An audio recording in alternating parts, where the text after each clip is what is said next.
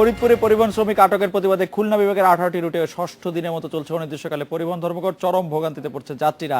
আজও যশোর থেকে ঢাকার উদ্দেশ্যে ছেড়ে যায়নি কোনো বাস, অভ্যন্তরীণ রুটেও চলছে না কোনো বাস। তবে খুলনা থেকে যা মাওয়া হয়ে ঢাকার বাস চলাচল স্বাভাবিক রয়েছে।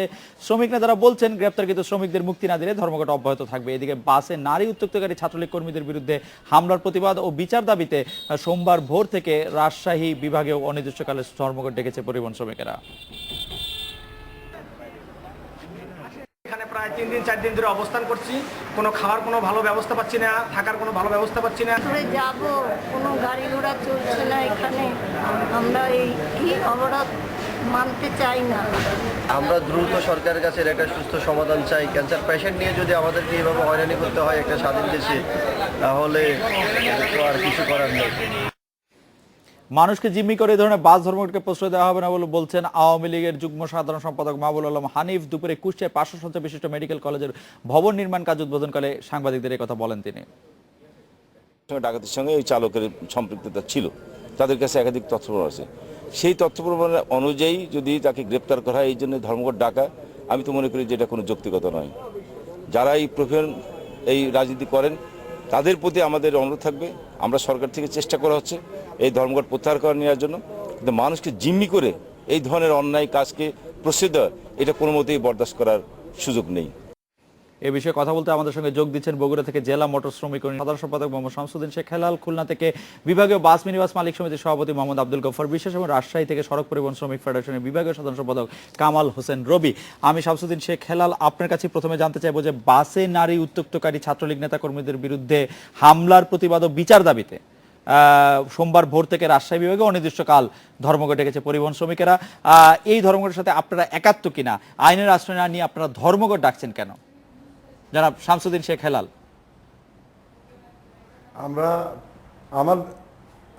আমাদের যখন দেওয়ালে পিঠ থেকে যায় তখনই কিন্তু আমরা বাধ্য হয়ে আন্দোলনে যেতে।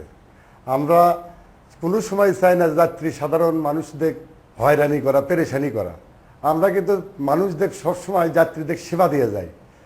হঠাৎই আজ থেকে 8-10 দিন আগে আপনার বগুড়া থেকে একটা নওগাঁ থেকে একটা ফতেলি পরিবহন নওগাঁ হয়ে বগুড়া হয়ে ঢাকা যাওয়ার উদ্দেশ্যে শেরপুর থেকে একটা মহিলা যাত্রী গাড়িতে ওঠে এবং তাকে সে বলে দেয় সুপারভাইজারকে যে এই মহিলা কোনোদিন ঢাকায় যায়নি, ঢাকায় যেন নিয়ে যায়, আপনারা কাউন্টারে রাখবেন, আমাদের লোক আসে তাকে নিয়ে যাবে। হঠাৎই তখন ওই যাত্রীটাকে তুলে নেয় গাড়িতে। নামার পর সিরাজগঞ্জ রোডে যে তিতুমির হলের ছাত্রলীগের সভাপতি মোহাম্মদ ডলার ওই গাড়িতে ওঠে। ওঠার পরে ওই মেয়ে ছেলেকে ওই উত্তপ্ত করে। তখন ওই মেয়ে ছেলেটা সুপারভাইজারের সঙ্গে কথা বলে যে আমাকে ডিস্টার্ব করছে। তখন ওই সুপারভাইজার বলে, ভাই আপনি আপনার সিটে যা বসেন, মহিলাকে আপনি উত্তপ্ত করছেন কেন? তখন ওই ছাত্রলীগের সভাপতি ওই ছেলে সুপারভাইজারের উপর সে ক্ষিপ্ত হয়ে যায়। ক্ষিপ্ত হয়ে যাওয়ার পরে ওই গাড়িতে আরেকজন যাত্রী থাকে, সে একজন অফিসার আর কি। তখন ওই কথা ধরে যায়, সুপারভাইজার তো ঠিক কথা বলছে, আপনি কেন তার সঙ্গে খারাপ ব্যবহার করছেন? তখন ওনার উপরে যখন ক্ষিপ্ত হয়ে ওঠে, উনি তখন তার আইডেন্টি কার্ড দেখানোর পর তখন সে ওই জায়গাতে যায়। তারপরে গাড়িটা যখন মোয়াখালীতে পৌঁছবে তার আগে ইডেন কলেজের সামনে, তিতুমির কলেজের সামনে যাওয়ার আগেই গাড়িটা ওই ছাত্রদের মোবাইল করে ডেকে নিয়ে এসে গাড়িটা থামিয়ে গাড়িটা ভাঙচুর করে এবং ড্রাইভারকে মারিয়া 2 জায়গায় তার পা ভাঙে দেয়। দেওয়ার পরে আমি মহাখালী শ্রমিক ইউনিয়নের সেক্রেটারির সাথে কথা বলি, মহাখালী বাস মালিক সমিতির সেক্রেটারির সাথে কথা বলি যে আপনারা আর একটা পদক্ষেপ নেন। 2 জনকে কিন্তু আবার ধরছেও, যাত্রীরা 2 জনকে ধরে পুলিশের কাছে সদর্পণ করছে। করার পর আমার গাড়ির সুপারভাইজারকে বললাম যে তুমি সোজা চলে যাও থানায়, আর মালিক সমিতির সেক্রেটারি আর মালিক সমিতির সভাপতি শ্রমিক ইউনিয়নের সেক্রেটারি সদু ভাইকে বললাম আপনারা যায় মামলাটা এন্ট্রি করান। তারা মামলা এন্ট্রি না করে আর ওই ওসি সাহেব মামলাটা না নিয়ে উল্টে আরও আমার ওই সুপারভাইজার ড্রাইভারের উপরে তারা ক্ষিপ্ত হয়ে গালাগালি করে ওর থেকে কোনো বিচার পাই না। আমরা বিচার না পাওয়ার কারণে কিন্তু আমরা এই আলটিমেটামটা দিছি। জনাব শামসুদ্দিন শেখ হেলাল, আপনার আপনার বক্তব্য আমরা শুনলাম, কিন্তু যাত্রী সাধারণের জিম্মি করে এই ধর্মঘট ডাকাটা আপনারা বলছেন যে এটা দেয়ালে পিঠ থেকে গেছে এবং বিচারহীনতার কারণে হয়েছে। যাই হোক, আমি খুলনা থেকে বিভাগীয় বাস মিনিবাস মালিক সমিতির সভাপতি মোহাম্মদ আব্দুল গফফার বিশ্বাস, আপনার কাছে জানতে চাইবো যে কোনো অভিযোগে কেউ বিচারের আওতায় এলে অভিযুক্ত আইনি লড়াইয়ের মাধ্যমে নিজেকে নির্দোষ প্রমাণের সুযোগ পান, কিন্তু ধর্মঘট করে মুক্তির দাবি কতটা যৌক্তিক? ফরিদপুরের একজন পরিবহন শ্রমিককে আটক করাকে কেন্দ্র করে যে পুরো বিষয়টি শুরু হলো, সেই বিষয়ে আপনারা কতটা মানে আপনি কতটা এটাকে যুক্তিযুক্ত মনে করেন, জনাব গফফার বিশ্বাস?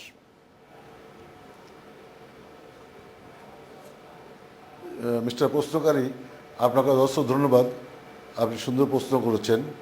দেখুন, আমরা কাউকে জিম্মি করতে চাই না। আমরা খেটে খাওয়া মানুষ, সাধারণ মানুষ। সেদিন ফরিদপুরে যে ঘটনাটা ঘটছে অত্যন্ত দুঃখজনক, যে আমরা কেউ আইন হাতে তুলে না, আমরা আইনের প্রতি সম্পূর্ণভাবে শ্রদ্ধাশীল। এবং রাত্রে একটা গাড়িতে ডাকাতি সংঘটিত হলো, সেই ডাকাতি কমপ্লেন করতে যে ড্রাইভারকে অন্যায়ভাবে তাদেরকে গ্রেপ্তার করে কাস্টডিতে নেওয়া হলো, কিন্তু ডাকাতদের কিছু বলা হলো না। এখন ডাকাতি কে করলো, এটা তো আইডেন্টিফাই কে করবে? আইডেন্টিফাই করার আগেই তো তাকে ড্রাইভারকে, পুলিশ হেল্পারকে এবং আরও একজন যে গাড়ির কর্মচারী নেয়, পরিবহন স্টাফ, তাকেও কাস্টডিতে নেওয়া হলো।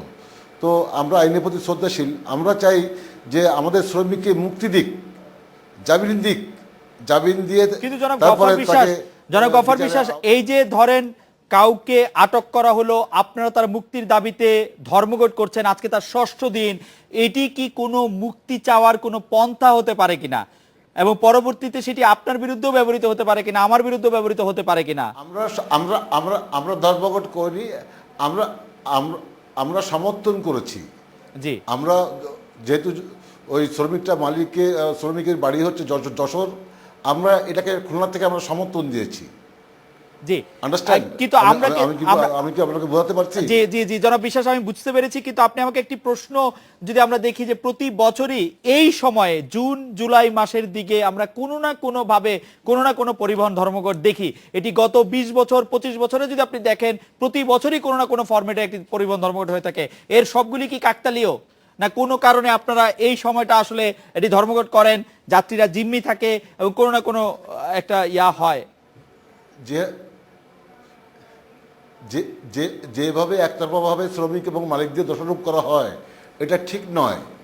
আমার শ্রমিক তো অনেক সময় এই গাড়ির জন্য, এই মালিকের, এই শিল্পের জন্য, এই দেশের জন্য জীবন দিছে। এই যে কিছুদিন আগে এতগুলো হরতাল হলো, অবরোধ হলো, কত শ্রমিক তো গাড়ি আগুনে পুড়ে মারা গেল এবং কত শ্রমিক জীবন দিল।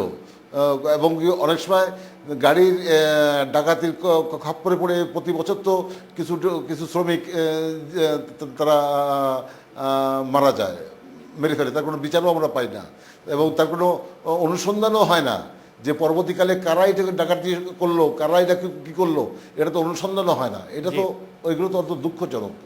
জি গফফার বিশ্বাস, আপনাকে ধন্যবাদ। আমি জনাব কামাল হোসেন রবি, আপনার কাছে জানতে চাইবো যে পরিবহন ধর্মঘটে যাত্রীরা দুর্ভোগে পড়েন, আবার পরিবহন কর্মীদের আয় রোজগারও বন্ধ হয়ে যায়। এই অবস্থা সাধারণ পরিবহন শ্রমিকরা এই ধর্মঘট কতটা সমর্থন করেন?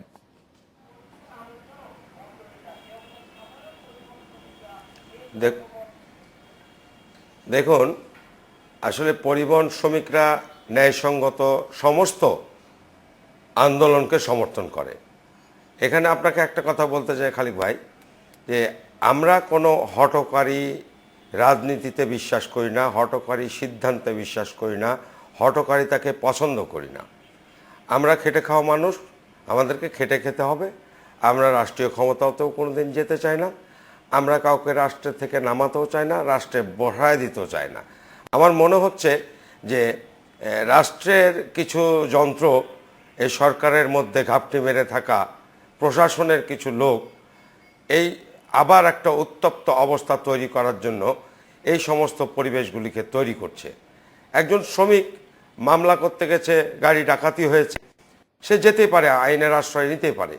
তদন্ত ছাড়া তাকে আসামি করে জেল হাজতে প্রেরণ করা, এটা কোন আইনের মধ্যে পড়ে আমার জানা নাই। আমি মাননীয় প্রধানমন্ত্রীর বরাবরে আবেদন রাখতে চাই, যে সমস্ত এই প্রশাসনিক কর্মকর্তারা এই ঘটনাগুলি ঘটাচ্ছে তাদের বিরুদ্ধে একটু তদন্ত করা প্রয়োজন। আমি মাননীয় প্রধানমন্ত্রীর কাছে সবিনয় অনুরোধ রাখছি, এই বিগত দিনে হরতাল অবরোধের নামে জ্বালাও পোড়াও করে, পরিবহন শ্রমিককে পুড়িয়ে হত্যা করে, গাড়ি পুড়িয়ে, গাড়ি ভাঙচুর করে, সাধারণ যাত্রীকে পুড়িয়ে মেরে যারা ফেল হয়েছে, যারা আন্দোলনকে সফল করেনি, পরিবহনকে সম্পৃক্ত করতে পারেনি, তাদেরই একটা নীল নকশা মনে হচ্ছে এই সরকারকে আবার একটা বিব্রতকর অবস্থায় ফেলার জন্য। আমি অনুরোধ করব। জি, জনাব কামাল হোসেন রবি, জনাব আব্দুল গাফফার বিশ্বাস, শামসুদ্দিন শেখ হেলাল, আপনাদের অনেক ধন্যবাদ। রেসপিকে একটি বিরতি নিচ্ছি, ফিরছি একটু পরে।